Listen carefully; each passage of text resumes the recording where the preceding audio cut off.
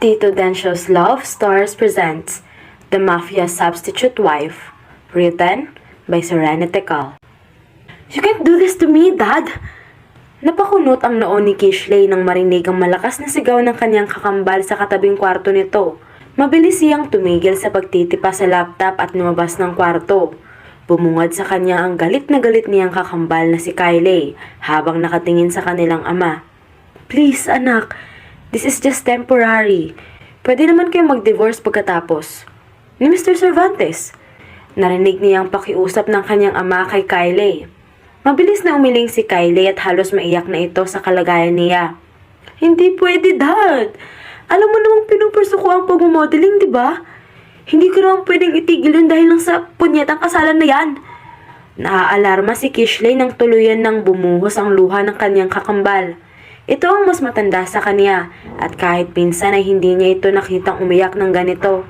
Palagi kasing pinapaalala ng kanilang ama na ang pag-iyak ay isang sign ng isang kahinaan. Kaya lumaki sila ng kakambal na iniipon ang lahat ng emosyon sa sarili. Crazy, right? Kaya siguro iniwan siya ng mama nila dahil sa mabulok nitong pag-iisip. Binuksan niya ng malaki ang pintuan at tumingin sa kanyang ama na bahagyang nagulat sa biglaan niyang pagpasok. Anong kasal? Bakit siya ikakasal? Kahit siya hindi na maiwasang magalit. Anak, mahinang sabi ng kanilang ama. Kish, sabihin mo nga dito sa daddy mo na hindi ako magpapakasal. He controlled our life for a decade at hanggang bas pagpili ng mga pangasawa ko, siya pa din ang masusunod. Puno ng puot na sigaw ni Kai. Bakit ganyan ka makapagsalita sa akin? You're ungrateful child. Lumakas na din ang boses ng kanilang ama kaya mabilis na siyang pumagitna sa kanila.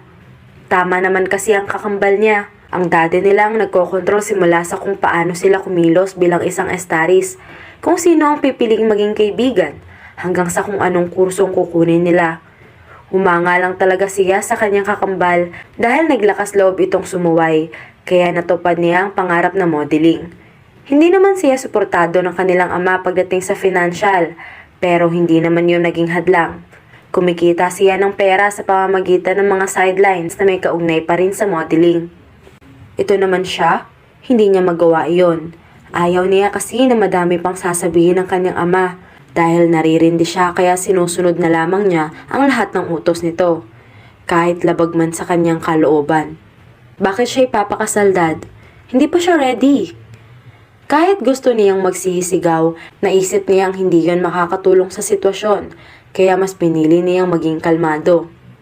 Wala akong pakialam kung ready ba siya o hindi. Kailangan niya magpakasal kay Mr. Cervantes kung ayaw niyang pulutin tayo sa kalye. Unbelievable! Bunga na ba yan ang pagsusugal mo kaya ako ang kabayaran mo? Singit ni Kai sa kanyang likuran. Akmang lalapitan na sana ito ng kanilang ama. Ngunit mabilis niyang iniharang ang kanyang katawan para hindi ito makalapit. Dad, enough! Malakas niyang sigaw. Huminga ng malalim ang kanyang daddy at hinilot ang kanyang sentido. Kausapin mo yung kakambal mo kung ayaw mong saktan ko siya. Usal nito at mabilis na nagmarcha paalis ng silid. Namayani ng ilang segundo ang katahimikan bago niya hinarap ang kakambal na ngayon ay nakaupo na sa kama na hindi pa din matigil sa kanyang pag-iyak. Tumabi naman siya dito. I don't know what to do, Kish. Sabi nito sa pagitan ng kanyang mga hagulgol. Napakagat si Kish sa kanyang labi bago hinagot ang likuran nito. Huwag mo nang pansinin si Daddy. May masama siguro yung nakain kaya nagkaganon siya. Biro niya. Effective naman dahil mahinang natawa si Kai sa kanyang sinabi. Mabilis niyang pinunasan ang kanyang pisngi at tumingin kay Kish. Tumakas na lang kaya ako sa araw ng kasal. Suwestyon niya. Gaga, hindi pwede yun. Alam mo namang mahanap at mahanap ka ni Daddy kahit sa ang sulok ng mundo. Baka kapag nakita ka niya, mas lalo lang tayong ikulong nun. Sabi ni Kish na nakapagpahinto kay Kai. Tama ito. Nakita na nila kung paanong magalit ang kanilang ama at hindi na nila yun gusto pang makita ulit. Nananakit at naninira kasi ito ng gamit. Naiyak muli si Kai dahil wala na silang magagawa pa para mahinto ang kasal. Kai. Pagkuha ni Kish sa atensyon ng kakambal. Umangat naman ang tingin nito sa kanya. Ako na lang magpapakasal. Pursue your dream so you can leave this toxic household. Napag-isipan na niya ng mabuti ito. Both of them are fed well with wealth. Ngunit hindi naman sila naging masaya kapiling ang ama. Pressured sila kapag kasama nila ito. Si Kylie ang palaging nagbabanggit na gusto na nitong bumukod sa bahay. Ang kambal din niyang masyadong napupuna ng ama kaya kahit sa pamamagitan ng pag-ako nitong kasal, may magawa man lang siya para sa kambal. Dahil alam niyang maililigtas nito ang kanyang pamilya at mabibigyan si Kai ng mas maganda pang kinabukasan. Ano? Hindi naman ata pwede yun. Mabilis na napatayo si Kai at hindi makapaniwalang tumingin kay Kish. Bakit naman hindi? Nagkibit balikat si Kish. Are you crazy? Hindi ako magpapakasal. Hindi ka magpapakasal. Walang magpapakasal. Kish stood up from the bed and held her twin's hand. Tumingin siya dito na parang sinasabi na magiging okay lang ang lahat. Huwag kang mag-alala. Kagaya nga ng sabi ni Dad, pwede ko naman siyang i-divorce, diba? Kaya ko naman yun. Hindi na lang siguro ako magpapatuhog. Seryoso niyang sabi dito. Hindi nga pwede. Kai, huwag ka nang magmatigas. Ang gawin mo lang ay tuparin yung pangarap mo. Susunod ako sa'yo. She assured her before pulling her for a hug. Kish just let her twin burst out crying again. Nang maramdaman na nakatulog na ang kanyang kakambal sa kama nito, mabilis siyang lumabas ng kwarto. Hindi pa naman malalim ang gabi, kaya alam niyang gising pa ang daddy nila. Ayaw niyang ipagpabukas ang pagkausap dito. Gusto na niyang matapos ang lahat. Kumatok siya ng 3 beses sa pinto ng kanyang opisina bago ito binuksan. Bumungad sa kanyang ama na may iniinom na matapang na alak. May hinihit-hit din itong sigarilyo kaya hindi siya masyadong lumapit dito. Sumasakit kasi ang ilong niya kapag nakakalanghap siya ng usok. Dad, tawag niya. Walang gana naman itong tumingin sa kanyang direksyon. Nakumbinsi mo na ba ang kapatid mo? Sabi nito. Umiling naman siya. Nakita niya kung paanong dumaan ang galit sa mga mata ng daddy niya bago uminom sa hawak na baso. Pilitin mo. Kung hindi pa rin, ako ang pipilit sa kanya at alam nating pareho na hindi niyo magugustuhan yun. Malamig nitong sabi. Hindi na siya nakaramdam ng takot pa. Hindi kagaya noong mga bata pa sila. Nasanay na siguro siya sa mga pagbabanta nito. Ganito na ang ugali ng daddy niya. Ako ang magpapakasal. Diretsa niyang sabi na nagpahinto sa daddy niya. Tumingin ito sa kanya na nanilisik ang mga mata. Ang kapatid mo bang nagutos sa'yo? Ginagalit talaga ako nun. Nakita ni Kish kung paano humigpit ang hawak nito sa baso. Kulang na lang mabiyak na yon. No, Dad. I insist. It is my choice. Dahil sa kanyang naging sagot, padabog na inilapag ng daddy niya ang hawak na baso at nanlilisik ang mga matang tumingin sa kanya. Medyo nabigla siya dahil posibleng saktan na naman siya nito. Pero pinilit niyang panatilihin ang kanyang seryosong muka upang maipakita na seryoso siya sa kanyang sinabi at naging desisyon. Hindi pwede, Kish. Delikado na tao si Mr. Cervantes. Umiling ito. Kung gano'n naman pala, bakit ipapakasal niyo pa si Kai doon? Kung alam niyo pala kung anong klaseng taong lalaking yun. Kalmado niyang sabi sa kanyang ama, iniiwasan na mas magalit pa ito. Dahil alam kong kaya ni Kish. Kaya niya. Mahina nitong sabi at hindi makatingin sa kanya ng diretsyo. Dahilan upang hindi siya maniwala dahil alam niyang nagsisinungaling ito sa kanya. Liar. Usal niya. Stop your favoritism and tell me the truth, Dad. Mariin niyang sabi sa ama. Narinig niyang bumuntong hininga at naupo muli sa couch ang kanyang ama. Delikado ang buhay na tinatakbuhan ni Mr. Cervantes, Kish. Kapag nalaman ng kanyang mga kaaway na nagpakasal ito, paniguradong tatargetin nilang lahat ang taong yun. Kumunot naman ang kanyang noo sa sinabi nito. Anong ibig niyong sabihin? Kriminal ba siya? He is more than that, Kishley. Bakit pilit niyo pa rin ipapakasal si Kylie sa taong yun kung ganun? Hindi mo kayo maintindihan, Dad. I accidentally made a deal with Mr. Cervantes, Kish. Nung nasa casino ako. I did not know that it was him, since he rarely reveals himself to the public. Magkakilala na kami noon pa. I was one of his partners in this sort of business, na hindi ko muna pwedeng sabihin sa'yo.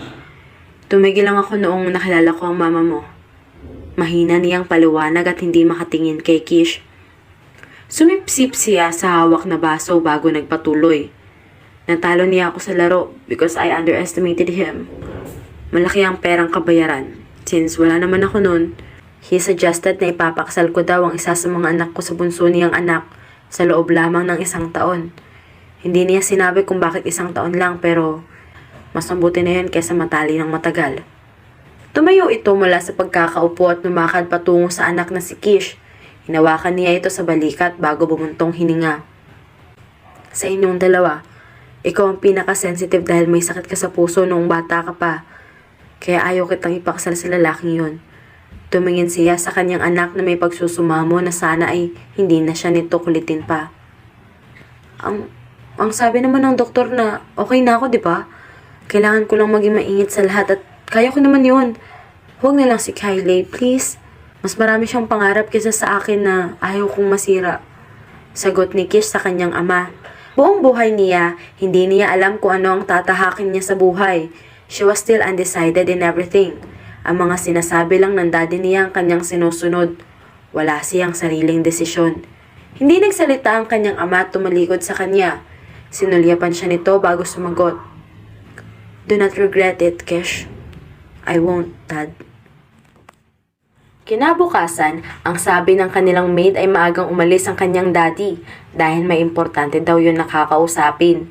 Hindi naman na sila nagulat dahil palagi naman itong wala. Anong sabi ni daddy? Nakausap na ba siya? Tanong ni Kai kay Kish habang sila ay kumakain sa hapag, naghahanda para sa pagpasok sa eskwelahan. I guess, pumayag na siya. Will you be okay? Kahit si Kaya hindi pa rin mapakali sa naging desisyon ng kapatid. Oo naman, ako pa. Sabi ni Kish sa kapatid at pilit na pinapasigla ang kanyang boses. Her emotions were mixing, thinking about the upcoming marriage. Isa na ang takot at kaba. Hindi niya man lang alam kung anong klaseng tao ang lalaking papakasalan o kahit mukha man lang nito. Pagdating sa eskwelahan na pinapasukan, hindi siya mapakali kapag naiisip ang mangyayari. Kumakabog ang kanyang puso na parang ewan. Ilang beses na nga siya napagalitan ng prof dahil sa pagiging lutang niya sa klase. Kinagabihan, habang naghihintay sa kanyang kakambal sa tapat ng gate, nabigla siya nang may mamahaling kotse ang pumarada sa kanyang tapat. Babaliwalain na sana niya ito pero may lalaking nakasuot ang lumabas na papalapit sa kanya. Napahawak siya ng mahigpit sa dalang bag at handang ihambalos yun sa lalaki kapag may gagawin itong hindi niya magugustuhan. Nabigla siya nang bigla itong yumuko sa kanyang harapan. Buenas noches, senyora. He was speaking in monotone. Naiintindihan niya ang sinasabi at ang lengguaheng ginagamit ito. Her mother was a half Spanish and before she left them, she was the one who taught them the Spanish language. Sino ka? Tanong niya sa lalaki na nakatungo at hindi tumitingin sa kanya. Masyado na siyang naiilang dahil napapatingin sa kanilang direksyon ng mga estudyanteng papauwi na rin. You can call me Aster, my lady. Pinapasundo po kayo sa amin ni Don. Sumama po kayo sa amin. Sabi nito at itinaas ang kanyang kamay para ituro ang sasakyan na pinipicturan na ng ibang estudyante dahil sa kintab at ganda. Nakakahakot na ito ng atensyon. Why would I do that? Malay kong modus mo pala to. She stated while raising her eyebrow. Huwag lang talaga nilang subukan kung ayaw nilang masaktan. Hindi niya sasayangin ang mga pinag-aralan niya sa iba't ibang klaseng martial arts. Maaari niyo pong tawagang inyong papa kung hindi kayo naniniwala sa akin. The man stated with an obviously Spanish accent. Mabilis niyang kinuha ang cellphone sa loob ng bulsa. She dialed her father's number and it did not take a second for him to answer it. Kish, sinundo ka na ba nila? Bungad ng ama. Sino mga to, Dad? Tanong niya sa ama at sinulipan ng lalaking parang estatwa na nakatayo, hindi kalayuan sa kanya. May isa ding lalaki na nakatayo sa tapat ng driver's side na ganun din ang postura. Hindi man lang pinapansin ng mga taong kumukuha ng litrato sa kotse. They were even posing in front of the camera with the car. What the hell? Hindi mapigilang usal ni Kish sa isipan. They were Mr. Cervantes' underling, Kish. Sumama ka sa kanila. Ngayon ang araw natitira ka sa kanilang masyon. Ano? Bakit agad-agad? Hindi mo ba sinabi sa akin? Pagalit niyang sabi sa ama. Why is it so soon? Kahapon lang naman niya nalaman ang lahat at hindi man lang siya binigyan ng panahon i-sink in ang lahat na nangyayari sa buhay niya. She did not even have time to say a proper goodbye to her twin.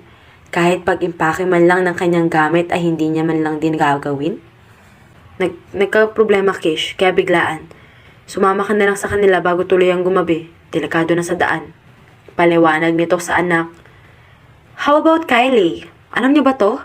Sinabihan ko siya na hindi na kayo magsasabay sa pag-uwi. Just call her when you reach the mansion. Sabi nito at walang pasabing ibinaba ang tawag. Napahawak siya ng mahigpit sa kanyang cellphone at huminga ng malalim. Tiningnan niya ang lalaking nakatingin na sa kanya ngayon na parang sinasabi nito na, naniniwala ka na ba sa sinabi ko? Pinigilan niyang irapan ito at tumakad papalapit. Let's go. Pinagbuksan siya nito ng pintuan. Hindi na niya pinansin ang bulungan ng mga estudyante sa paligid at hinintay na umandar ang sasakyan. Napasandal na lamang siya sa bintana at tulalang tinanaw ang labas. Hindi niya alam kung saan siya ng mga ito dadalhin. Napapansin na niyang malayo na sila sa syudad at halos mga puno na lang ang kanyang nakikita sa paligid. Kung masigit pa ito sa kriminal, ano naman to? Mafia boss?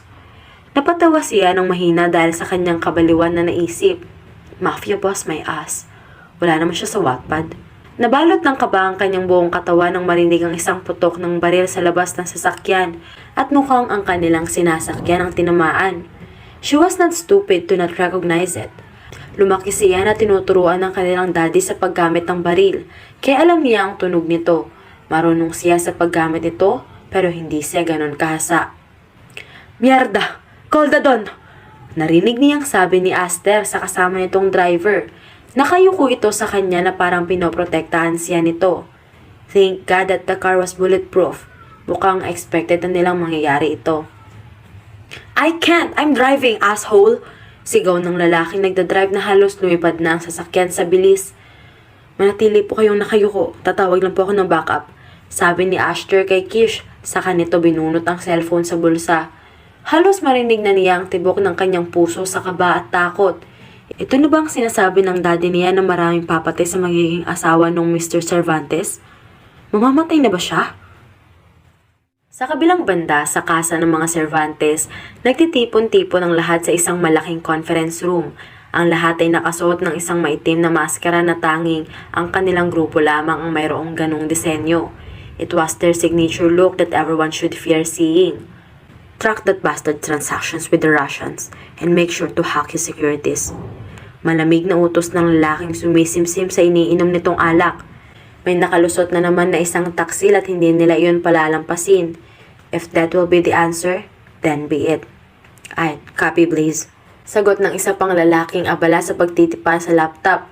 Mabilis at hasang-hasa ang kanyang mga kamay sa paggamit nito. It was their trusted computer freak, Silas. Napatingin ang lahat sa lalaking papasok ng silid.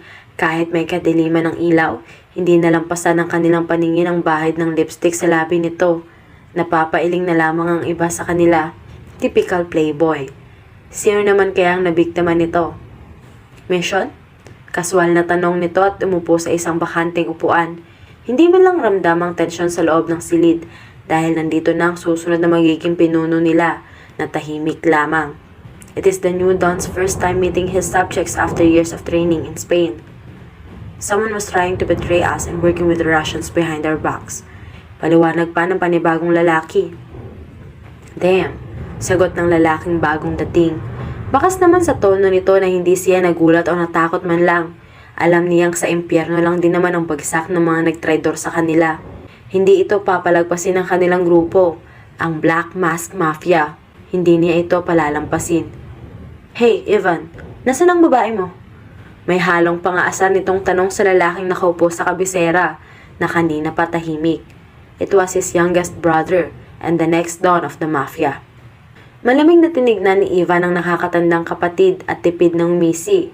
Ang ibang tao naman sa loob ay napalunok dahil sa aura nitong dala. Kahit wala itong gawin ay nakakatakot na itong tignan. Makakaya kaya na magiging asawa niya ang lalaking katulad niya? Ang alam ko lang, sa akin lang siya. Chill! Hindi ko na siya aagawin sa'yo. Unless, magsasawa ka na. Sabi nito at natawa ng mahina. Sinapak naman siya ng lalaking katabi. Tigilan mo yan, Hugo. Sigaw ng pinakamatandang kapatid nila na si Xavier. Umuso na lang siya at hinaplos ang parte kung saan siya binatukan ng kapatid. Damn! Nag-joke lang eh. Natigil at napalingon ng lahat ng marahas na bumukas ang pintuan. Bumungad sa kanila ang kanilang kapo-regime na hinihingil at base sa mukha nito, may hindi ito magandang dalang balita. Bakit, Damien? Tanong sa kanya ni Amier, ang consigliere ng Don na nakatayo sa gilid. There is an assassination attempt to the Lady Cervantes going on. Naalarma ang lahat at napatayo bago napalingon kay Ivan. Dahil nanatili lang itong nakaupo, kalmadong kalmado. Dahan-dahan na lumingon si Ivan kay Hugo bago nagsalita. Alam mo na ang gagawin, Hugo. Kahit isang pangungusap lang ang kanyang ibinigay, nakuha naman kaagad noon ang kanyang ibig sabihin ni Hugo. Yumuko ito bilang paggalang sa Don bago kinindatan ng lahat. Gotta save that damsel in distress now. Tumawa ito sa lumabas ng silid. Ivan knows the capability of his brother. Hindi ito isang Cervantes kung wala itong maibubuga. Muling napatakip si Kish sa kanyang tenga nang marinig ang isang putok na naman ng baril na tumama sa likuran ng bahagi ng kotse. Hindi na niya alam kung ano ang gagawin. Hindi niya alam kung may magliligtas ba sa kanila sa ganito kadelikado na sitwasyon. My lady, please do not panic. Darating din po ang tulong. Sabi ni Aster sa kanya. Pinagpapawisan na ang lahat sa kabaw baka siya lang talaga ang kinakabahan. Kahit ang lalaki nagmamaneho ay nahihirapan para lang makaiwas sa mga balang tumatama sa kanilang sasakyan. Mukha pa din itong mahinahon. Shit! Mura ng driver at marahas na napapreno ng kotse. Galit niyang hinampas ang manubela bago inilabas ang kanyang baril. Sino bang mga taong to? At kaswal lang na may hawak na baril. It is even legal? Bakit tayo huminto? Kinakabahan na tanong ni Kish sa mga ito. Hindi na din niya maiwasan na tumingin sa labas ng kotse. Parang may kung anong lalabas na kalaban mula doon. Dumagdag pa sa kaba niya ang kadiliman na bumabalot sa kanila. She doesn't even know where they were at the moment. They shoot the tire, my lady. Sagot nito. The car was bulletproof, but the tire wasn't. Hawakan niyo po ito. May ibinigay na isang malamig at mabigat na bagay ang lalaki. Marunong po ba kayong gumamit niyan? Tanong nito, tumango naman siya. Gamitin niyo lang po yan kapag kailangan. Nanatili sila sa loob ng sasakyan at pinakiramdaman ng kanilang paligid. They cannot risk stepping outside. Baka naghihintay lang ang sino mang kalaban na lumabas sila. Bahagyang nagulat si Kish nang may kumatok sa katabi niyang bintana. He could not see the man since he was wearing a mask. A black mask that was only covering his half face. Ito na ba? Ito na ba ang kalaban nila? Saan kayo pupunta? Hinawakan ni Kish ang braso ng driver dahil akma nitong bubuksan ang pintuan. Safe na po sa labas. You can go out now, my lady. Lumalalim na po ang gabi. Lumabas na ang dalawa pero hindi niya magawang makilos ang kanyang mga paa. Ay, kabayo! Gulat siyang napatingin sa lalaking tuluyan ng binuksan ang kanyang pintuan. She froze. Inilahad ng lalaki ang kanyang kamay kaya napatingin siya doon. Let's go? Aya nito. Sino ka naman? She asked. Hinubad ng lalaki ang kanyang suot na maskara bago kinuha ang kamay ni Kish at inilapit sa kanyang bibig. Me? Hugo at your service, darling. Pakilala nito bago hinalikan ng kamay. She was stunned. Ang kagandahang lalaki nito ay hindi niya ma-explain. Ngayon lang siya nakatagpo ng isang lalaking ganito kagwapo. Mukha din itong hindi pure Pilipino. Tinulungan siya nitong makalabas ng sasakyan. Wala pa rin lumalabas sa kanyang bibig dahil hindi niya makomprehend ang maayos ang nangyayari. She was not this absent-minded before. They are surprising her non-stop. Saka lang niya nasilayan ng maayos ang tunay na nangyari sa labas. Maraming lalaki na nakabulagta sa sahig at sigurado siyang wala na itong mga buhay. Pwede ba na bang ibigay yan sa akin? Napatingin siya kay Hugo na nakatingin sa kanyang kamay. She just realized that she was still holding the gun. Kagad niya naman itong binigay. I have heard that your twin was supposed to be here instead of you. Simula nito habang naglalakad sila patungo sa isang sports car. Mas maganda pa ito kaysa sa sasakyan na ginagamit sa pagsundo sa kanya kanina. Unfortunately, kawawa na ang kalagayan ng sasakyan na yon. Napapansin din niyang maraming mga lalaking nakamaskara ang nakapaligid sa lugar. Some were taking care of the dead bodies, while the others were examining the place holding their big guns. Oo. Tipid na sagot niya dito. Pinagbuksan siya ng pintuan ng isa sa mga tauhan ni Hugo. Sinulyapan niya muna ang binata bago tuluyang pumasok. When he also entered, he started the engine. Hinihintay ka na ng asawa mo. Usal nito at saka siya kinindatan. She was surprised by his personality.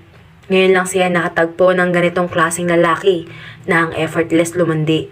Sa simpleng kindat lang siguro nito ay handang maghubad ng panty ang mga babae. Hindi umabot ng 10 minuto ang kanilang biyahe. She looked up at the gate that was taller than she could imagine.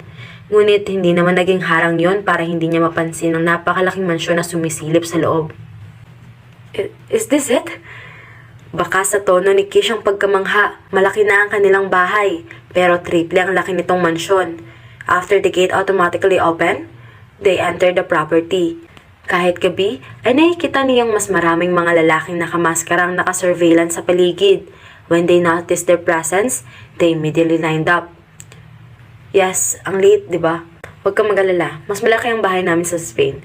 He will bring you there soon. Anong maliit? Napakalaki kaya? Angal niya sa lalaki na tinawanan lang siya. You're cute. Hindi niya ito pinansin na tinitingnan ng senaryo sa labas hanggang sa makapark ang sasakyan. Kinakabahan pa siya dahil sa mga lalaki na kahilera na mukhang hinihintay ang kanilang paglabas. What are you? Hindi makapaniwala na tanong niya kay Hugo. Nagkabit balikat ito bago hinubad ang kanyang seatbelt. You'll know. Nang makalabas siya, tinabihan kagad siya na Hugo. Napahawak si Kish sa lelayan ng suot nitong damit dahil tinitignan siya ng lahat. The mask that they were wearing was creepy as hell. Mukha siyang humarap sa isang kulto. Napansin ni Hugo ang kanyang reaksyon kaya hinawakan niya ito sa kamay. You'll be fine, darling. Tumingin si Hugo sa mga nakahilerang mga lalaki. His expression now changed. You cannot see any playfulness in his eyes now. Welcome the Don's wife. Seryoso nitong usal. Sabay-sabay at mabilis na yumuko ang lahat. Bienvenida a casa, senyora. They said in unison, saying that they welcome her. Thank you. Let us go inside. Everyone's waiting. Hinila siya ni Hugo papasok. When they entered the mansion, more men welcomed them. Hindi kagaya ng nasa labas. Hindi nila suot ang kanilang mga maskara. Welcome home, senyora. Bati ng mga ito. Hindi niya alam kung ano ang ire-react. Thank you. Ang tanging naging sagot na naman niya. May lumapit sa kanyang isang matangkad na lalaki. He was the tallest among them all. Kinuha nito ang kanyang kamay bago ito hinalikan. I am pleased to meet you, my lady. Nakangiti nitong sabi. Napasulyap siya kay Hugo bago sa lalaking kaharap at hindi napigilang magtanong. Are you perhaps related? Nice observation. We are actually brothers. I am Xavier, by the way. Pumilog ang kanyang bibig sa pagkamangha. Katulad din ni Hugo, nakakahulog din ito ng panty. Crap, ano ba itong kanyang iniisip? Where is Ivan? Singit ni Hugo. He was summoned by the father. Sagot nito sa kapatid bago siya nito tiningnan. You can take a rest, Kish. Bukas na kayo magkita. And she was glad about that. Dinala siya ng isang babaeng matanda na nagpakilalang headmaid ng mansyon. She was wearing neatly iron-made clothes. Nahiya naman ang kanyang suot na uniforme sa ganda ng suot nito. Ano po pala ang pangalan niyo? Tanong niya dito habang paakyat sila sa hagdanan. Even the staircase of the mansion was long and designed with gold. Ako si Narsing. Pero ang tawag sa akin ng magkapatid dito ay Nana. Pwede mo akong tawagin sa pangalan na yon? Nilingon siya nito at nginitian. They stopped in front of the door. Katulad ng karaniwang disenyo sa loob ng mansyon, ginto din ang kulay nito. Iha, sana ay magmabuti ka kay Ivan ha. Wala ako sa lugar para sabihin to dahil amo lang kita pero sana intindihin mo siya. Especially, trust him in everything he does. Marami nang pinagdaanan ng batang yun. Hinawakan siya ni Nana sa balikat at mali siyang nginitian. Naramdaman niya na sincero ito sa kanyang sinasabi. Opo. Hinayaan na siya nitong makapasok sa kwarto niya pagkatapos. Just like what she had expected, mas malaki pa sa kanyang dating kwarto ito. There was a king-sized bed in the middle. May 2 pintuan na sa tingin niya ay banyo ang isa doon. Nandito na din ang kanyang mga gamit. Mukhang nauna ito sa kanya. She pulled out her phone before dialing her twin's number. Kish? Bungad sa kanya ang nag-aalalang boses ni si Kai sa kabilang linya. Kai, nakauwi ka na ba? Tanong niya dito. Oo, pero ikaw? Maayos ka ba dyan? Masama bang ugaling pinapakita nila sa'yo? Okay naman ako. Sagot niya at nilibot ang paningin sa kwarto. She felt new and lonely. Nakilala mo na ba siya? The one I would marry? Hindi pa. I-ready mo na lang muna ang sarili mo. Balitaan mo ako sa mangyayari dyan, okay? Sige. Inis na napabalikwas ng bangon si Kish dahil hindi siya makatulog. Tiningnan niya ang digital clock na nasa kanyang side table. It was currently 2 in the freaking morning and she could not sleep. Namamahay siya kaya hindi niya magawang makatulog. Sinuot niya ang kanyang tsinelas at naisipang bumaba. She saw a huge garden when they arrived here. Gusto niyang pumunta muna doon at magpaantok. Walang ingay ang kanyang lakad at hanggang makababa siya ng hagdan. May lady? Muntik siyang magulat nang makasalubong niya ang isang lalaking nakamaskara. Yumuko ito sa kanyang harapan. Bakit pa po kayo gising? Tanong nito sa kanya. Nanibago ako kaya hindi ako makatulog. I just wanted to pass time in the garden if that is okay. Sagot niya sa lalaki. Of course, my lady. I will escort you there. Sumunod naman siya dito kahit hindi na kailangan. Marami silang nakasulubong na lalaking nakamaskara na nagbabantay sa labas. Yumuyo ko ang mga ito sa tuwing nakakasulubong o makikita siya. She was not used to it. Ang galang naman ata nila. Pwede mo na akong iwan. And again, yumuko ito sa kanya bago umalis. Naglakad siya sa isang bench at tumupo doon.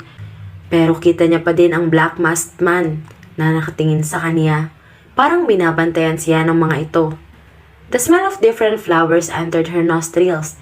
Pinikit niya ang kanyang mga mata at dinama ang lamig ng simoy ng hangin. She felt cold, but she just shrugged it off.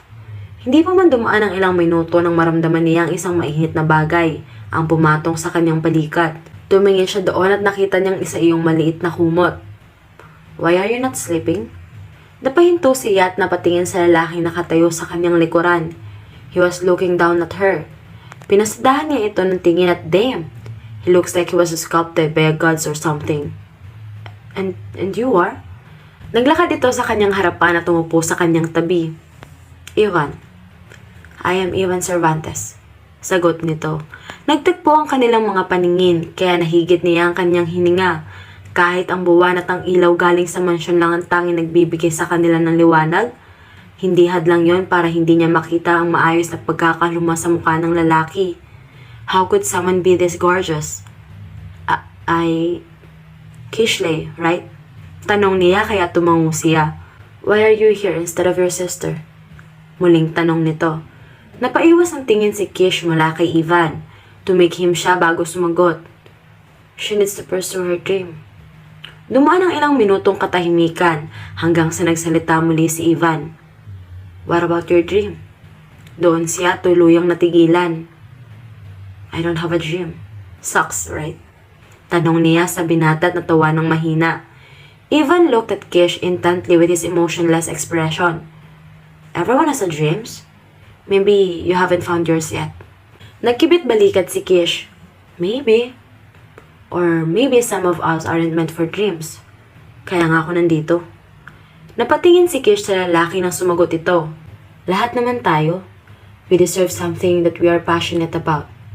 Napango nga si Kish sa narinig. Hindi dahil sa sinabi nito kundi ay kung paano itong magsalita ng Tagalog. Ulitin mo nga, sabi ni Kish dito. Ang alin?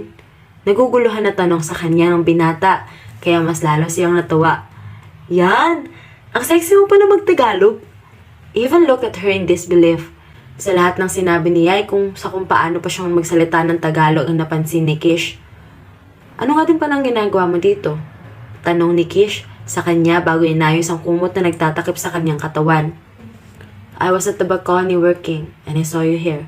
Usal ni Ivan at itinuro ang balkoni na makikita lamang mula sa garden. You seem cold, so I brought you a blanket. Ganun. Thank you. Nag-usap sila ng ilang mga minuto hanggang sa nagpaalam si Kish na magpapahinga na. Ivan just nodded at her before she exited. He looked at her before standing up from his seat at inilagay ang dalawang kamay sa bulsa. Ayaw niyang pagkatiwalaan ng babae, pero alam niyang biktima lang din ito sa laro ng kanilang mga magulang.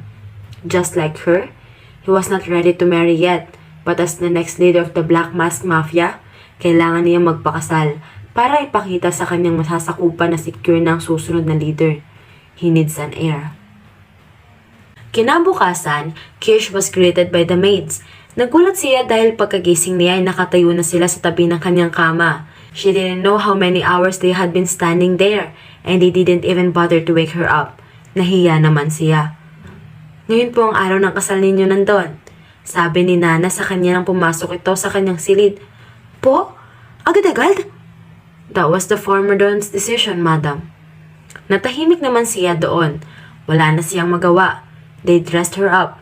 Hindi man lang siya nakaramdam ng saya habang siya ay binibihisan. Hindi niya man ito gusto. Ipinikit niya ang kanyang mga mata at huminga ng malalim.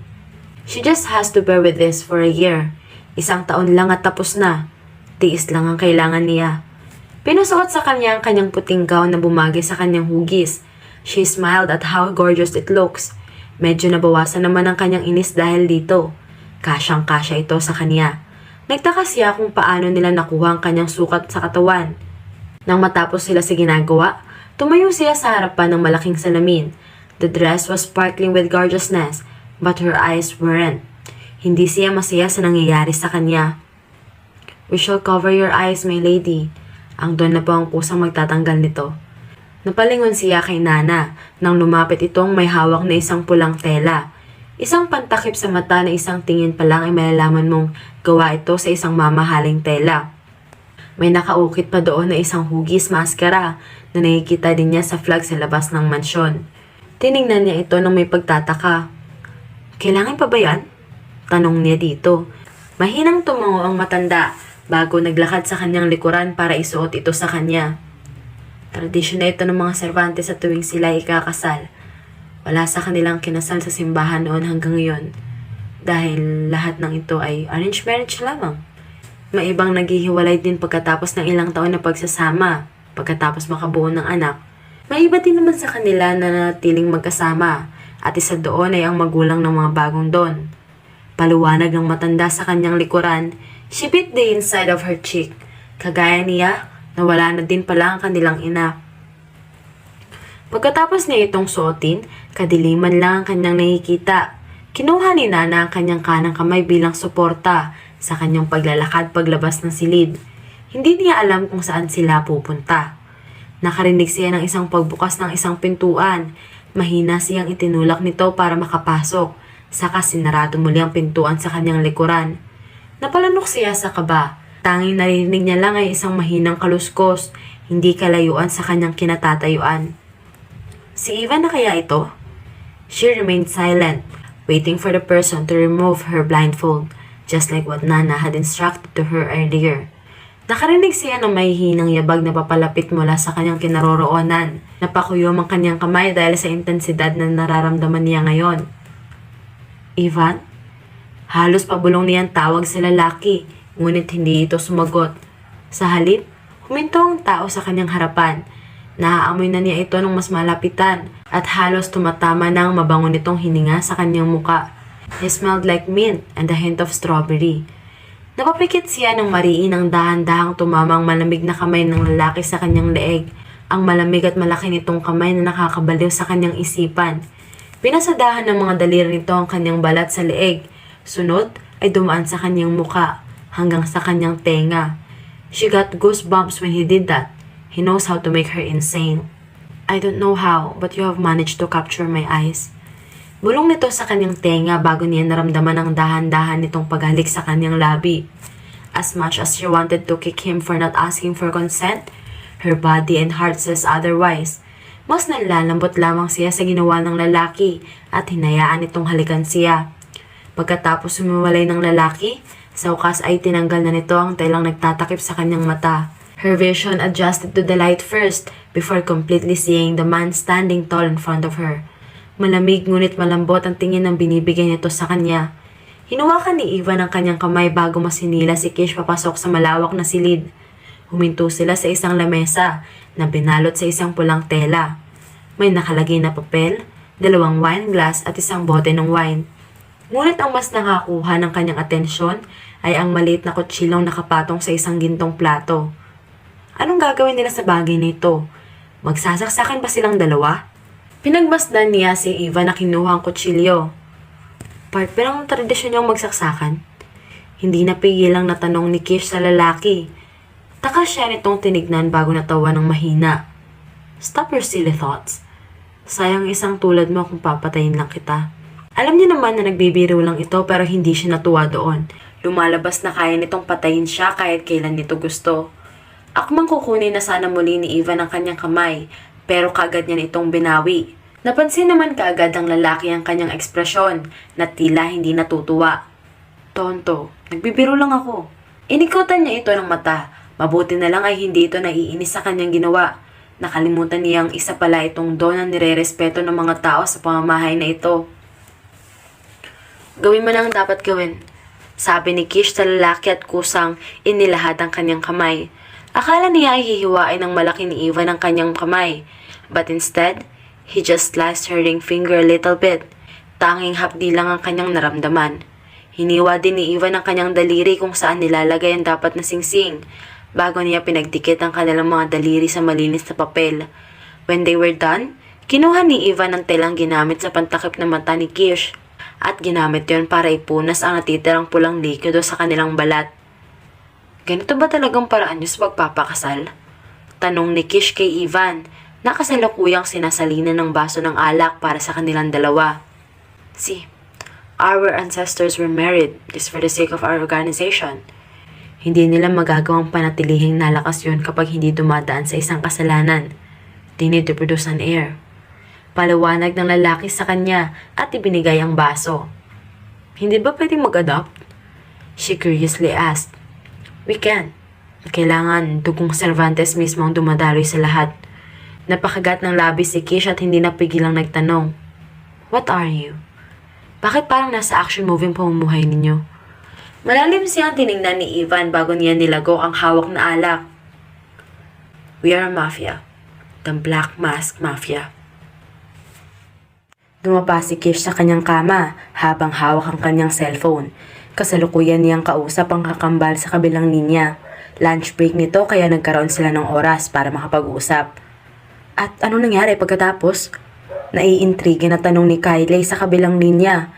Kinukwento ni Kish kay Kylie ang nangyari simula noong bihisan siya hanggang sa kasalan nilang ang mga Cervantes lang ang may alam.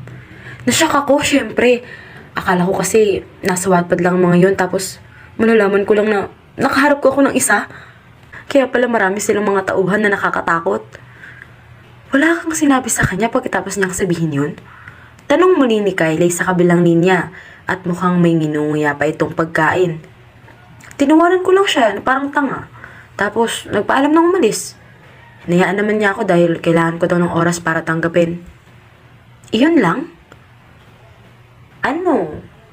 Napakamot siya sa kanyang ulo dahil nag-aalinlangan siyang sabihin ang nangyari. Sabi din niya na no matter what obstacles we face, always remember that you are under my protection. No one, and I mean no one can lay their hands on you. Panggagaya niya sa tono ni Ivan kanina. Ewan, nababalo na ako sa kanya. Inis niyang sabi at frustrated na ginulo ang kanyang buhok. Basta, remember to protect your heart ha. Huwag bibigay agad. Alam mo naman ang mga lalaki ngayon. Her sister warned. Naalala niya tuloy ang hindi pamilyar na emosyon na nararamdaman niya kanina noong kaharap niya si Ivan. Ayaw man niya aminin pero nakaramdam siya ng ginhawa sa tuwing malapit ito sa kanya na para bang matagal na silang magkasama. Will I be okay if ever? Asawa lang naman kami sa papel at sa loob lang yun ng 1 taon. After this, stranger na ulit kami. Kung hindi naman kailangan, huwag mo munang pigilan ang nararamdaman mo. Give it a shot. He seems like a good guy based on my instinct. Malay mo, magkatotoo ang relasyon nyo. Sagot nito sa kabilang linya. Kaso nga lang, mafia siya. Sana naman ay hindi siya pumapatay ng inosentong tao, no? Pabulong nitong dugtong sa kabilang linya, kaya mahinang natawa si Kish. Pinaalala mo naman, medyo nakaramdam na tuloy ako ng takot sa kanya. Nahinto ang kanilang pag-uusap nang may isang katulong na kumatok sa pintuan at sinabing pinapatawag siya ng Don para sumalo sa kanila sa pananghalian. Nagpaalam siya sa kakambal at sinabihan naman siya nitong mag-ingat bago tuloy ang binaba ang tawag. She was wearing a plain t-shirt and shorts. Nagdadalawang isip siya kung kailangan niya pang magsuot ng formal. Pero nasanay na siya na ganito ang kanyang pormahan sa kanila, kaya hinayaan na lang niya. Nasa bahay lang naman din siya, unless it was a formal dinner.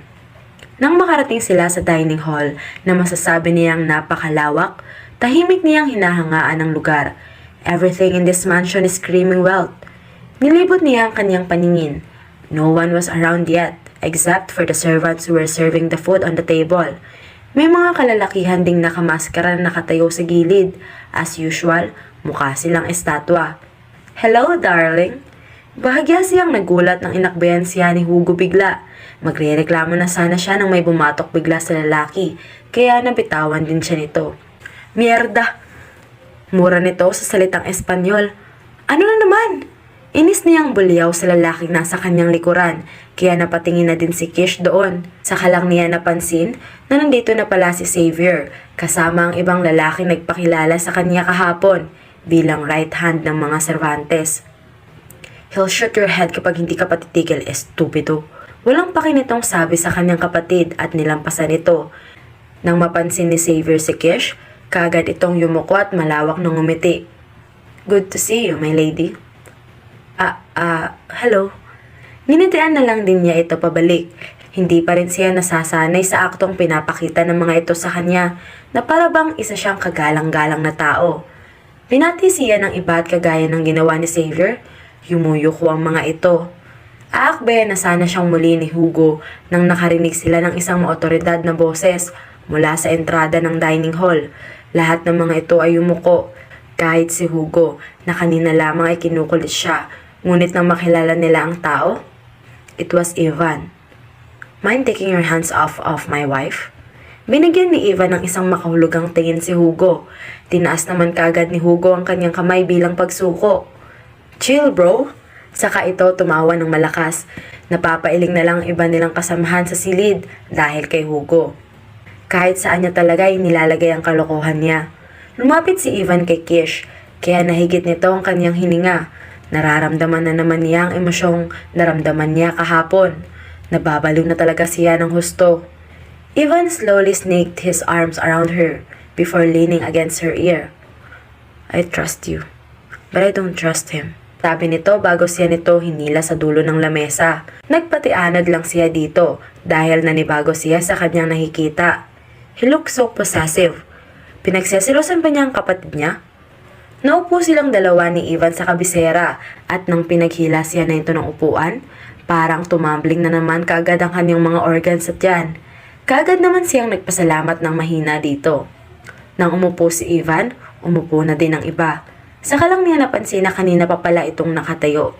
Hinintay ni Kish na mauna silang kumain, pero kahit isa sa kanila ay walang kumilos. They were just staring awkwardly at each other. "Ayaw mo ba ng pagkain?" Narinig niyang tanong ni Ivan sa kanya, kaya napatingin siya dito. Minsan lang itong magsalita ng lengguwahe niya, kaya namamangha talaga siya sa tuwing magsasalita ito. Mas lalo kasing lumalalim ang boses nito. Hinihintay ko lang kayong magsimula." Naiilang na paliwanag niya. Tumawa ng mahina si Hugo, na nakaupo hindi kalayuan sa kanya. "Hindi kami pwedeng kumain kapag hindi pa sinisimulan nandun ang kanyang pagkain, Kish." Natutuwa nitong sabi sa kanya. Her mouth formed in awe, in realization. "So, kapag hindi ba kakain ang Don ay hindi na din sila kakain?" Grabe naman yun. Napatingin siya kay Ivan nang hinawakan siya nito sa kamay. "Eat now, pretty." Sinimulan na niyang kainin ang pagkain nilagay ni Ivan sa kanyang plato. Inutusan niya pa ito na magsimula na din na kumain dahil nananatili lang itong nakatitig sa kanya. Isama mo pa ang sulyap ng ibang tao sa hapag. Natapos ang kanilang pananghalian sa pamamagitan ng pagpapakilala nila sa isa't isa ng mas mabuti. Kirsch suddenly realized something. Kahit nakakatakot at ang intimidating nilang tingnan lahat, maayos naman pala itong kasama. Especially Hugo, who kept talking the whole time. Nakikitawa naman ang lahat kay Hugo at mukhang sanay na ang mga ito. Ngunit kapag si Kish ang kinukulit nito, nakakatanggap naman ito ng bato kay Xavier at isang nagbabantang tingin galing kay Ivan. They were not bad, but the thought na isa sila sa kinakatakutan ng mafia sa iligal na mundo, umaatras ang kanyang tiwala sa mga ito. Pinilig niya ang kanyang ulo sa naisip. Hindi dapat siya manghuhusga. Hindi dapat siya nanguhusga dahil lang sa mga trabaho ng mga ito. Malay niya ay hindi naman ito napakasama talaga at ang iba naman ay baka napipilitan lang napasukin ang trabahong ito. Kinagabihan, nagbihis siya ng isang komportable na pantulog kagaya ng utos sa kanya ni Nana. Ang sabi nito ay ngayong gabi ang unang beses na magtatabi sila ng doon sa isang kama bilang mag-asawa. Umupo siya sa kanyang kama at napatingin sa kawalan. Hindi naman siguro nila gagawin ang bagay na yun. Ang sabi sa kanya ni Ivan noon, kailangan ng mga Cervantes ng isang asawa at dapat makabuo na ng isang supling bago makipaghiwalay. Pero hindi niya hayaang mangyari iyon. Wala sa kanilang kontrata yon. She read it before it was done. Malinaw na malinaw sa kanyang isipan na walang nakalagay doon. Matapos bumuntong hininga, bumungad sa kanyang isang lalaking nakamaskara na nakilala niyang si Amier na nakatayo pagkalabas niya ng kanyang kwarto. Yumuko ito nang makita siya bago ito unang naglakad. Kaagad naman siyang sumunod dito dahil iyon ang instruction sa kanya ni Nana kanina. Ito daw ang magdadala sa kanya sa secluded na kwarto ng Don. Huminto sila sa isang malaking pintuan. Tumabi si Amier sa kanyang daraanan at kaagad naman na may pulang liwanag ang nag-scan sa kanyang kabuuan. When the light turned green, a voice popped up somewhere. Identity identified. Welcome, my queen. Sabi ng isang boses babae. Narinig niya ang isang pang-click ng pintuan, indikasyon na bumukas na iyon. Napatingin siya kay Amier nang yumuko ito. You can enter now, my lady. Sabi nito bago umalis. She took a deep breath. Hindi niya alam kung anong nasa likod ng pintuan, pero siguradong nasa loob si Ivan. Ito ba ang kwarto ng isang Don? Napakasosyal naman ng pintuan kung ganon. Dahan-dahan niyang itinaas ang kanyang kamay para itulak ang gintong disenyo na pinto. Ivan? Tawag niya sa lalaki at sinarado ang pintuan nang makapasok. The room was massive. Malaking malaki ito sa mas inaasahan niya. You will be greeted by a living room when you enter the room. Nahagip din ang kanyang paningin ng malaking balkonahe ng silid. Ang kortina niyon ay nililipad dahil sa malamig na simoy ng hangin. Napatingin siya sa bagong palapag sa kwarto, kung saan kailangan mo pang umakyat sa hagdanan para makita ang Victorian style na kama. Wala ang kanilang bahay kung ikukumpara sa kwarto na to. Everything in this place screams expensive. Kish? Natigil ang kanyang pag-examine sa kwarto at nadapo ang paningin kay Ivan na nakaupo sa kanyang swivel chair. Mayroon din pala siyang office desk dito sa loob. Kwarto mo ba to? Mahina niyang tanong sa lalaki at lumapit sa kinaroroonan nito. Yes, kwarto natin. Pagtatama nito sa kanya. Ganito pa talaga kwarto ng isang Don? Mas malaki pa tong sa buong ground floor namin eh. Hindi niya pa rin maiwasan na mamangha. Sumandal si Ivan sa kanyang kinauupuan at mariin siyang tinignan. What do you mean? Ganito din ang kwarto ng mga kapatid ko. The difference is, wala silang security sa pintuan. Inosenteng sabi nito. We? Ganito ba talaga kayaman ng isang mafia? Parang may pangarap na ako ah. Natatawang biro ni Kish. Kish. Tumayo si Ivan sa kanyang upuan at naglakad patungo sa kanya. Bahagya naman siyang napaatras dahil naramdaman na naman niya ang kabog sa kanyang puso. She was feeling it again. Bakit? Nauutal niyang tanong. Nang makalapit ito, hinaplos ni Ivan ang kanyang pisngi. Hindi ito nagsalita at pinagdiskitahan na naman ang kanyang buhok. He was smelling every strand of her hair. Being a mafia is dangerous. Change your trim. Nag-joke lang eh. I know. Pagkatapos, Inanyayahan na siya ni Ivan na magpahinga. Kish, napalingon siya kay Ivan nang magsalita ito pagkatapos nilang mahiga. May I hug you? Natameme siya sa naging tanong nito. Well, it is only a hug. Wala naman sigurong masama dito. Also, wala naman sigurong masama dahil mag-asawa na sila. Sige. Hinayaan niya si Ivan na hilahin siya nito papalapit sa kanyang bisig. Naramdaman niya ang pasimple nitong pag-amoy sa tuktok ng kanyang ulo. He was acting like her presence alone can make him feel comfort. Nakita na ba tayo noon, Kish? Pabulong nitong tanong. Dahil sa katahimikan na bumabalot sa paligid, maayos niya itong naririnig. Tayo? Kagad naman siyang napaisip doon. Parang hindi naman. Hindi niya siguradong sagot. Then, why do I feel comfortable around you? Hindi ko alam, Ivan. Mahina niyang sagot. Gusto niyang sabihin sa lalaki na ganon din ang kanyang nararamdaman, pero pinigilan niya ang kanyang sarili. Pagkatapos ng ilang minutong katahimikan, nagsalita itong muli. Akala ni Kish ay tulog na ito. What should we call each other? Naguguluhan naman na inangat ni Kish ang kanyang paningin para tingnan si Ivan. Anong ibig mong sabihin? Love? Huh? I will call you love. Ganun naman ang kadalasang ginagawa ng mag-asawa, di ba?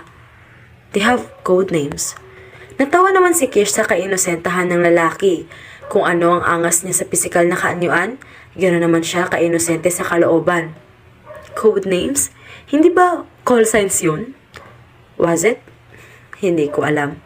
Parang nahiya pa ito kaya natawa si Kish. Inayos niya ang kanyang posisyon para mas maayos na matignan si Ivan. Pero hindi naman inaalis ng lalaki ang pagkakayapos ng braso nito sa kanyang bewang. Wala ka bang girlfriend before? None? Doon na siya natawa ng malakas. Kaya pala ganito ka-inosente ang lalaki. Kahit call sign ay namali niya. Bakit ka tumatawa? Is it required? Mabilis naman siyang umiling sa lalaki. Hindi naman. Ang inosente mo kasi plus sa gwapo mong yan, wala kang naging isang babae? Gwapo ako? Mabilis naman niyang hinampas ang lalaki dahil iyon pa talaga ang napansin niya. Hindi naman ito mukhang nasaktan. Well, my brothers never let me. Sabi nila ay dapat isang babae lang ang maging babae ko habang buhay. At ikaw yun. Eh? Anong nangyari dun kay Hugo?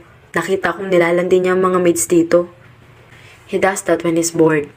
Baka sa gwapong mukha ni Eva na hindi siya naging sigurado sa naging sagot. Bored? Huh, di ka tiwa-tiwala ang pagmumukha ng kapatid mo. Isang tingin pa lang, playboy na. Muli siyang hinila ni Ivan palapit, kaya halos tumama na ang tungki ng kanyang ilong sa leeg nito. Naamoy na niya ang mabango nitong balat. Let him be. Makakahanap din siya ng katapat. They spend their first night talking. Halos madaling araw na silang nakatulog dahil sa kanilang naging munting pag-uusap.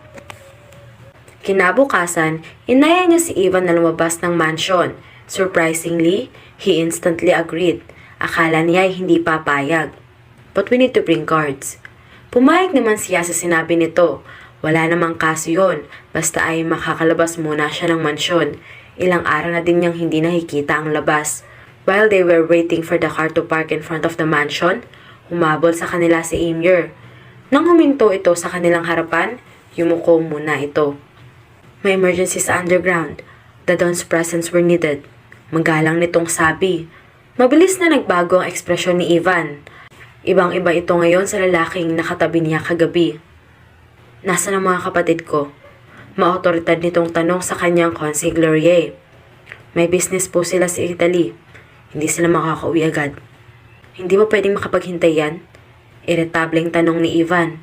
I'm afraid not, Don. And he apologetically bowed down his head. Aangal pa sana si Ivan pero mabilis na hinawakan ni Kish ang braso nito at umiling. Okay lang, Ivan. Pumunta ka na. But love, huwag nang matigas ang ulo, Ivan. Huwag mong kalimutan na may umaasa pa rin sa'yo. Kahit labag sa kalooban ni Ivan, mabilis itong tumango. Susunod ako. Sabi nito. Naghanda ang tauhan ng panibagong sasakyan para kay Ivan at saka ito tuluyang umalis. Nang makarating sa mall si Kish, dumistansya ng ilang metro ang mga tauhan ni Ivan, kagaya ng kanyang gusto dahil ayaw niyang pagtitinginan ng mga tao. Hindi nila suot ang kanilang mga maskara, pero nakakahakot naman ang atensyon ng kanilang katangkaran. Pumasok siya sa isang butika ng mga damit. Binigyan siya ni Ivan ng isang credit card, pero hindi niya ginamit iyon. May sarili naman siyang card. Maghintay na lang kayo dito sa labas, sabi niya sa mga kasama niya. Ayaw sana ng mga ito na pumayag, pero nagmatigas siya.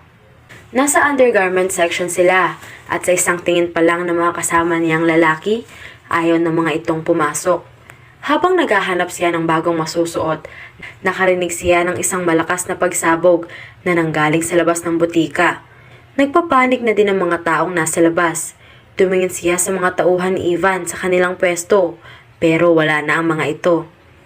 She was about to take another step when someone grabbed her from the back. Shh! Mapang-asar na bulong ng kung sino mang tao sa kanyang likuran, ngunit sigurado siyang isa itong lalaki. Pilit siyang nagpupumiglas, ngunit dahil sa lakas ng lalaki, hindi siya masyadong nakakagalaw. The man was about to cover her nose with a handkerchief na alam niyang may nilagay ito doon. Mabilis niyang kinagat ang braso nitong nagsasakal sa kanya. Kagaya lang kung paano siyang tinuruan ng taekwondo ng trainer niya noon. Mabilis siyang tumalon sa ere at sinipa ang mukha nito. Natumba ito sa sahig, saka lang niya nakilala ang lalaki. Emir? Tatakas na sana ito pero mabilis niyang hinablot ang isang reel kung saan nakasabit ang mga damit at malakas na inihampas sa lalaki, kaya malakas itong napaumot sa sakit. Naiintindihan na niya, isa itong taksil, traidor kay Ivan. Kish! Napalingon siya sa mga taong paparating. Magkakapatid ito at kasama ang kanilang mga tauhan. Nang makalapit si Ivan sa kanya, mabilis yan nitong niyakap. Are you okay? Okay lang ako. Sagot niya habang hinahagod ang likod ng asawa. Naririnig niya ang mabilis sa tibok ng puso nito dahil mukhang tumakbo pa ito papunta dito. Pero si Emir hindi. Napalakas ata ang paghampas ko sa kanya. Tiningnan nilang dalawa ang lalaking hinahawakan na ng ibang tauhan nila. May umaagos na dugo sa ulo at mukha nito. You did a good job, darling. Puno ng pagkamangha ang ekspresyon ni Hugo. Thank you, Kesh. Kailan lang namin nalaman na may traitor sa kasa at hindi namin in-expect na isa din pala siya doon. Dugtong naman ni Xavier na nagdidilim ang paningin na nakatingin kay Emir. So, hindi totoo yung emergency na sinasabi ni Emir kanina? Tanong ni Kish sa mga ito. Sabay naman na tumango ang magkakapatid. It was a setup. Alam namin ang naging plano niya noon pa. I'm sorry that you have to be involved in this mess. Sincere na paumanhin ni Ivan sa kanya at masuyo siyang hinalagan nito sa likod ng palad. Okay lang no? Ang importante ay safe ang lahat. Tamis niyang hinitian si Ivan. Gosh! Stop flirting in front of my eyes! Narinig nilang reklamo ni Hugo, kaya sabay nila itong tinignan ng masama. Kahit si Xavier malapit na siyang batukan. Sa paglipas ng mga araw, nasanay na si Kishley sa kanyang naging bagong buhay sa mansyon, kasama ang mga Cervantes, at lalong-lalo na sa piling ni Ivan. Napagtanto niya na ang lalaki ay hindi katulad ng kanyang iniisip. Sa likod ng kanyang malamig at strikto na panlabas, ganun naman ang kanyang panlambot sa tuwing siya ang kausap nito. Napapawala niya ang angas ng isang mafia boss. Sigurado na ba kayo sa desisyon ninyo? Tanong sa kanila ng daddy ni Kish. Nandito sila ngayon sa sala ng mansyon, kasama ang kanilang ama upang may pag-usapan. Bahagyang nakangisi ang daddy ni Ivan, habang seryoso naman ang daddy ni Kish sa tabi. It is my decision to marry her for real this time, sir. Hindi dahil lang sa isang kontrata, kung hindi dahil alam namin pareho na mahal namin ang isa't isa. Seryoso na sabi ni Ivan sa ama ni Kish. Hindi pa lang kayo matagal na nagkasama. Marami ka na bang nalaman sa anak ko? Kaya mo ba siyang protektahan sa antas ng pamumuhay mo? Rest assured, Sir Astaris. I will protect your daughter, no matter what happens. Kahit buhay ko man ang maging kapalit. Alam mo bang may sakit sa puso ang anak ko noon? Of course, sir. Alam ko na noon pa. Kaya iingatan ko po ang puso niya. Anong taon kayo balak magkaanak? Whenever she's ready, okay lang po sa akin. Napapikit si Kish dahil sa hiya na nararamdaman dahil sa sunod-sunod na tanong ng ama kay Ivan. Kasama nila ang nakakatakot na ama ni Ivan sa silid na tahimik lang sa gilid. Pero base sa ekspresyon nito, natutuwa pa ito sa nangyayari. Gusto niya na lang nasuwayin ang kanyang ama dahil sa sinasabi nitong mga tanong. Napatingin silang tatlo sa daddy ni Ivan nang mahina itong tumawa. Enough, Sarmiento. Ako nang bahala sa anak ko kapag may ginawa siya kay Kish. Basta ako, I agree with their decision. Matanda na yan sila. I am so desperate to have a grandchild. Pilyo itong umisi sa daddy ni Kish. Tinetest ko lang anak mo, Cervantes. Well, I don't really care as long as they can give me their offspring soon. Kibit balikat nitong sagot. Nagulat naman si Kish sa naging ugali nito. Kagaya ni Ivan, seryoso at nakakatakot ito kung titignan. Pero ang ugali niya, may pagkakahawi kay Hugo. The Cervantes never failed to surprise her. So when's the wedding? Nagkatinginan silang lahat. When the wedding day came, everyone that was close to them was invited. Pribado lang ang kanilang naging kasal para sa kaligtasan ng lahat. Hindi pa rin naman nila nakakalimutan na may mga kalaban pa rin sila na umaaligid. Matapos ang vow ni Kish, ipinasa niya kay Ivan ang mikropono upang ito naman ang magsalita. Kung kanina inaasar siya ng ibang tao, ngayon ay tumahimik na ang mga ito. Inaabangan ang sasabihin ng isang Ivan Cervantes. Love, as I stand here beside you on this extraordinary day, I promise you at sa lahat ng taong nagmamahal sa iyo na poprotektahan kita sa lahat ng oras. Kahit sa konting panahon na nagsama tayo, nakita ko sa mga mata mo at masasabi kong ikaw na ang tahanan ko. A place where I am understood and accepted. As we embark on this journey together, pinapangako kong alalahanin ng maliliit na bagay na nagpapangiti sa iyo na huwag kailanman babaliwalain ang iyong presensya and to always strive to be the one who deserves your love. You're my today and all of my tomorrows, and I promise to be faithful until the end of time. I love you so much, Kishley. Puno ng pagmamahal na sabi nito at mabilis yan itong hinalikan sa labi. Napapikit siya at tawa na lang sa isipan nang marinig ang hiyawan at ang pagsaway mula sa audience. Hoy! Wala pang kiss the bride! The end. If you like this story, please like and subscribe for more wonderful stories. Paalam!